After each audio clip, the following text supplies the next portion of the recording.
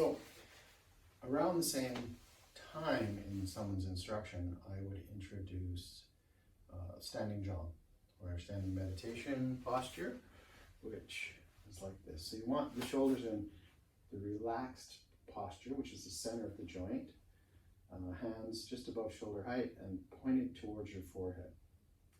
So in the meditation, standing jong, Chi comes in through the bubbling spring, which is the first point on the kidney meridian in a spiral, and comes up through the meridians. And in this, the Chi pushes out through the skylight in the top of the head. So if you relax in here, open the joints, especially the ankle joints, sometimes you actually, once you practice, it's pretty solid, you get moved around by the Chi. I've seen this many, many times with students. Some people never get it. Some people, it just comes right away. So again, these are the level of the practice you're doing and your ability to pay attention to that. So around, in the beginning when we're doing danyus, and you get pretty proficient at danyus, you do enough of them, you get the opening of the lower gate, which when the coccyx and the pelvis are turning, the coccyx connects to the perineum, connects the do and the functional and governed meridians, and you start to develop the opening of the dantian for our storage of Chi from your practice. So we do some Chi storage practices, but also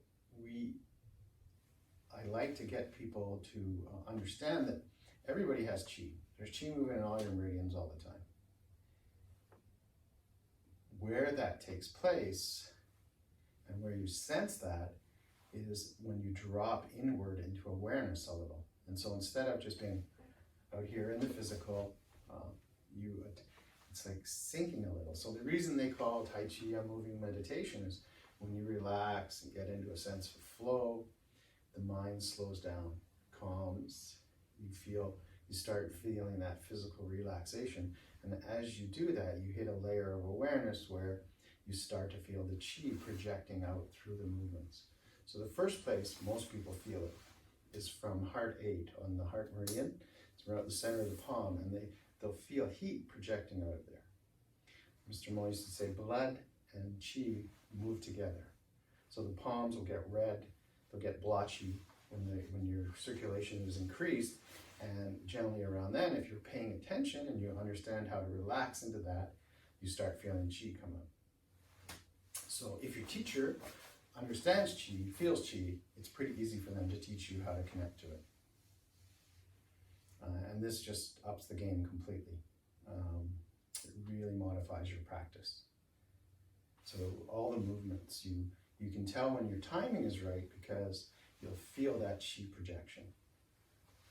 And at a more advanced level, once you have that, then you can use your breath. For example, if you breathe out, it squeezes the dantian, pushes the Chi out of the hands.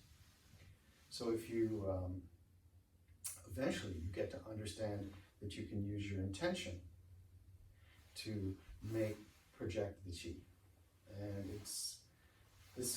when it gets really interesting, which we'll talk about in the advanced class. But this is where you start training that. So I would say second, third year, this stuff, if you have the interest and you pay attention, you don't just go to class once a week, you practice. Especially if you do daily practice, it can be quite profound change. So Mr. Moy used to say to me, imagination, energy, same, because energy isn't restricted by the physical form. So the Chi will move where you direct it. He says you start off by imagining, eventually it becomes real. And so that makes a big difference in people's practice. So because I can sense that, most of my students have the awareness of Chi. And if they're getting a little rusty, I'll give them a boost and help them with it.